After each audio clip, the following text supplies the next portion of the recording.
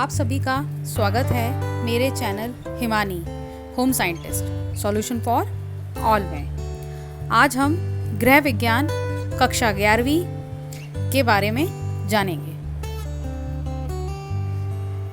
आज की पहली क्लास हमारी कक्षा 11वीं की गृह विज्ञान के इंट्रोडक्शन से रिलेटेड है, जिसमें हम सिर्फ गृह विज्ञान के बारे में जानेंगे कि यह सब्जेक्ट है क्या, इसके अंदर हम क्या पढ़ने जा रहे हैं और क्या पढ़ेंगे, क्या सीखेंगे और इसका हमारे जीवन में क्या उपयोग है, ये हमारी लाइफ टाइम में किस तरह से हमारी हेल्प करेगी और हम कैसे अपने जीवन को खुशहाल बना सकते हैं गृह विज्ञान के उपयोग से। तो चलिए देखते हैं गृह विज्ञान का सबसे पहले अर्थ क्या है, क्योंकि अगर हमें अर्थ नहीं मालूम होगा तो हम सब्जेक्ट के बारे में नहीं जान सकते। तो हमें एक सब्जेक्ट को डीपली समझने के लिए पहले उस सब्जेक्ट के नाम का मतलब ही पता होना चाहिए। जैसे कि गृह विज्ञान के शाब्दिक अगर हम अर्थ देखते हैं तो वो है घर से संबंधित विज्ञान, क्योंकि इसमें दो शब्दों का समावेश है। कौन कौन से दो शब्द? हर कोई बता सकता है कौन से दो शब्द हैं, गृह और विज्ञान। इन दोनों का मेल बना गृह विज्ञान। गृह शब्द से तात्पर्य हो गया उस स्थान से जहां हम परिवार के साथ रहते हैं, और विज्ञान शब्द से तात्पर्य हो गया उस ज्ञान से जो वास्तविकता के सिद्धांतों व नियमों पे आधारित है। अतः अगर हम इन दोनों को कॉम्बिनेशन देखें तो ये एक तरह से गृह विज्ञान कला और विज्ञान दोनों का समावेश है।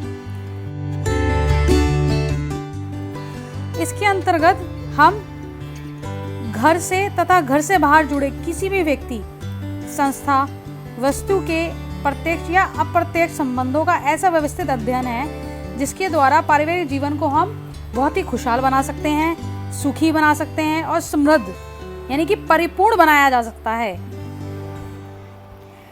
दूसरे शब्दों में हम यह भी कह सकते हैं कि इस विषय का अध्ययन सभी के लिए बहुत ही आवश्यक है। अब आप लोग सब पूछेंगे कि क्यों आवश्यक है मैम?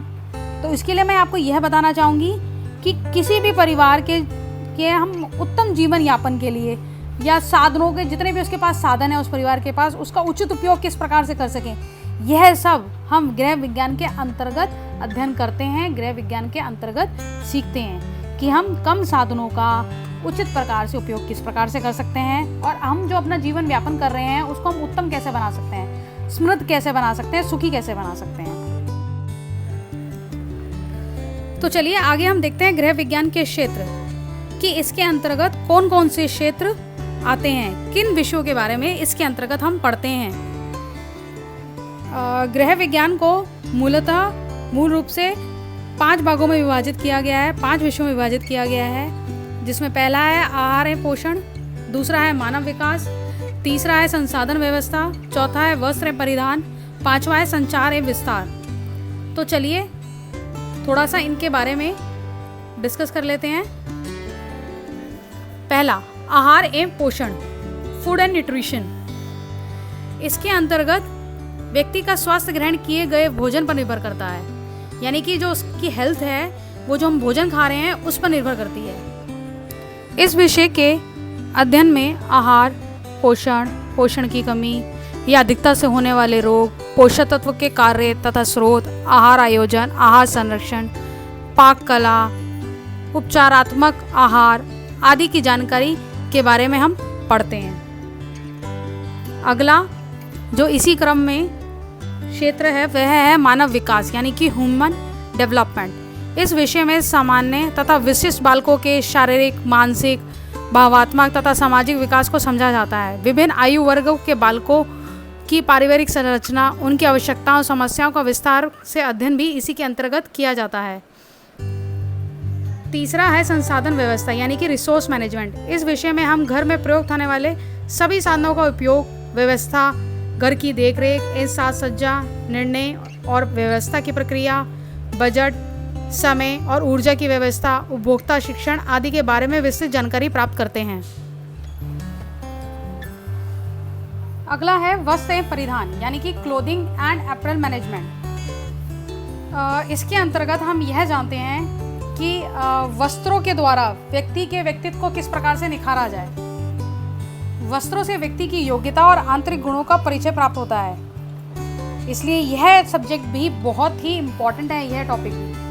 इस विषय से विभिन्न तंतुओं के बारे में जानते हैं, हम उनके बारे में पढ़ते हैं, वस्त्रों का निर्माण की प्रक्रिया को पढ़ते हैं, परिसज्जा को पढ़ते हैं, उनकी खरीदारी किस प्रकार से करनी चाहिए यह पढ़ते हैं, रखरखाव और संग्रह के बारे में भी हम इस चैप्टर से जानकारी प्राप्त करते हैं, जो कि हमारे लिए बहुत इम्पोर्टेंट है। आखिरी जो इसके अंतर्गत हम क्षेत्र के बारे में जानते हैं वह है संचार एवं तथा विस्तार, यानी कि कम्युनिकेशन एंड एक्सटेंशन। इस विषय से हम गृह विज्ञान की सभी शाखाओं द्वारा प्राप्त ज्ञान को किस प्रकार सभी तक पहुंचाया जाए तथा इसका प्रयोग समाज कल्याण के कार्यों में किस प्रकार से किया जाए, यह शिक्षा मिलती है कि हम इसकी नॉलेज को किस प्रकार से यूज़ करें अपने समाज कल्याण के लिए। यह सब भी हम इसी के अंतर्गत जानते हैं। तो अब मुझे लगता है कि आप लोग कम से कम इतना तो समझ चुके होंगे कि गृह विज्ञान का अर्थ क्या है, कि हमने अगर यह सब्जेक्ट लिया है तो इसके अंतर्गत में हम क्या पढ़ेंगे और इसके अंदर हमें कौन कौन से टॉपिक समझाए जाएंगे या पढ़ाए जाएंगे या किस चीज़ों का हमें विस्तृत ज्ञान मिलेगा। तो चलिए, अब जैसे जैसे हम चैप्टर्स को पढ़ते जाएंगे, अपने सिलेबस को कवर करते जाएंगे, वैसे वैसे हम इसकी जानकारी मिलती जाएगी। आखिर में मैं एक चीज़ और बताना चाहूँगी कि आप लोग अपना ना कम से कम एक बार ये सिलेबस पे नज़र फेर लीजिए कि आप लोगों को सिलेबस में क्या क्या आ रहा है या कौन कौन से चैप्टर आने जा रहे हैं और उसका मार्क्स का डिस्ट्रीब्यूशन क्या है, जो मैं आपके सामने भी रखने जा रही हूँ। तो चलिए देख लेते हैं आपके सिलेबस में क्या क्या आएगा या टर्म वाइज आपका सिलेबस क्या है।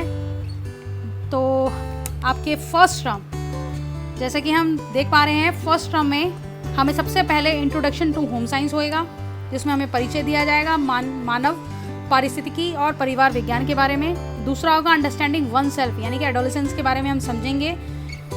तीसरा होगा understanding family, community and society, यानी कि परिवार, समुदाय और समाज के प्रति समझ।